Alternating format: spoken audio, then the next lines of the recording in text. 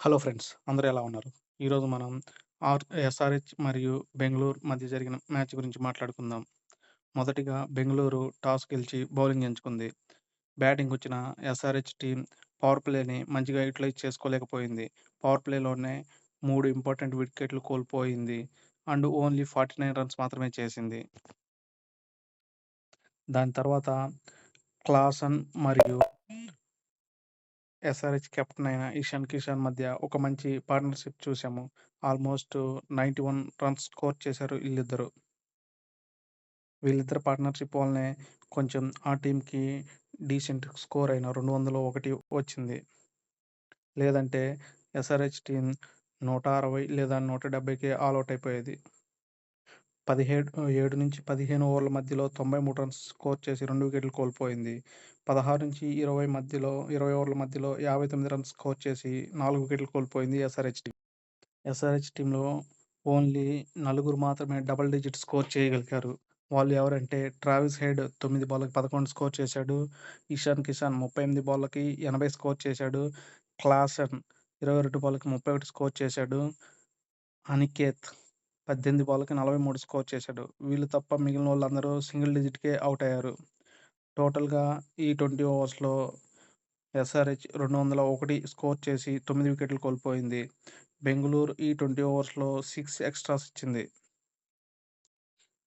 Partnerships అయితే Klaasen మరియు ఇషాన్ కిషాన్ మధ్య మాత్రమే మంచి పార్ట్నర్‌షిప్ వచ్చింది. మిగిలిన ఎవరి దగ్గర కూడా అంత పెద్ద పార్ట్నర్‌షిప్ రాలేదు. క్లాసన్ మరియు ఇషాన్ కిషాన్ మధ్య 53 బాళ్ళకి 97 రన్స్ పార్ట్నర్‌షిప్ వచ్చింది. ఇక బెంగుళూరు బౌలింగ్ విషయానికొస్తే ఐపీఎల్‌లో డెబ్యూ చేసిన డఫీ 4 ఓవర్స్‌లో 3 వికెట్స్ తీసుకొని ఎకానమీ మాత్రం 5.50 గానే ఉంది. సో, డఫీ ఈ మ్యాచ్‌లో అద్భుతమైన బౌలింగ్ ప్రదర్శన కనబరిచాడు. భువనేశ్వర్ కుమార్ 4 ఓవర్స్ ఏశాడు. 1 వికెట్ తీశాడు. ఎకానమీ 7.75గా ఉంది. అభినందన్ 3 ఓవర్స్ ఏశాడు. 38 రన్స్ ఇచ్చాడు. 1 వికెట్ తీశాడు. ఎకానమీ 12గా ఉంది. షెఫర్డ్ 4 ఓవర్స్ ఏశాడు. 3 వికెట్స్ తీశాడు. ఎకానమీ 13.50గా ఉంది. సుయాస్ 3 ఓవర్స్ ఏశాడు. 28 రన్స్ ఇచ్చాడు. 1 వికెట్ తీశాడు. ఎకానమీ 9.33గా ఉంది. కృణాల్ 2 ఓవర్స్ ఏశాడు. 26 రన్స్ ఇచ్చాడు. వికెట్ లేదు. ఎకానమీ 13గా ఉంది. వాళ్ళ బౌలింగ్‌లో ఆర్‌సీబీ బౌలింగ్‌లో డఫీ అండ్ భువనేశ్వర్ కుమార్ మాత్రమే కొంచెం పొదుపుగా బౌలింగ్ చేశారు. మిగిలిన వాళ్ళందరూ కూడా ఎక్కువ ఎకానమీతో బౌలింగ్ చేశారు. షెఫర్డ్ ఎక్కువ ఎకానమీతో బౌలింగ్ చేసినా కూడా 3 ఇంపార్టెంట్ వికెట్స్ తీసుకున్నాడు. ఇక బెంగుళూరు బ్యాటింగ్ విషయానికొస్తే కోహ్లీ అద్భుతమైన ప్రదర్శన కనబరిచాడు. 38 బాల్స్‌లో 69 రన్స్ స్కోర్ చేశాడు.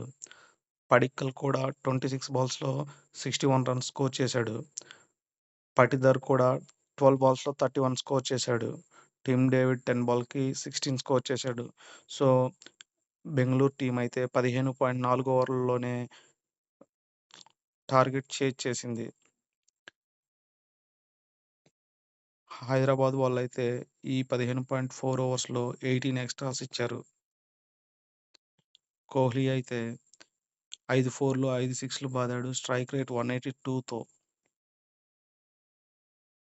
ఇక హైదరాబాద్ బౌలింగ్ విషయానికొస్తే నితీష్ కుమార్ రెడ్డి 2 ఓవర్స్ ఏశాడు. 19 రన్స్ ఇచ్చాడు. ఎకానమీ 9.50గా ఉంది.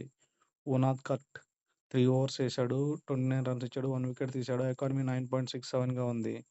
పానే 3 ఓవర్స్ ఏశాడు. 35 రన్స్ ఇచ్చాడు. 2 వికెట్స్ తీశాడు. ఎకానమీ 11.67గా ఉంది. Horse 3 overs ఏశాడు. 35 రన్స్ ఇచ్చాడు. 1 వికెట్ తీశాడు. ఎకానమీ 11.67గా ఉంది. మలింగ 2 ఓవర్స్ ఏశాడు. 35 రన్స్ ఇచ్చాడు. ఎకానమీ 17.50గా ఉంది. మలింగ అయితే మరీ ఎక్కువ ఎకానమీతో బౌలింగ్ చేశాడు. హర్షల్ 2.4 ఓవర్స్ ఏశాడు. 39 రన్స్ ఇచ్చాడు. ఎకానమీ 14.62గా ఉంది. సో, హైదరాబాద్ టీమ్ తరపున అయితే బౌలర్స్ అంత మంచి బౌలింగ్ ప్రదర్శన కనపరచలేదు.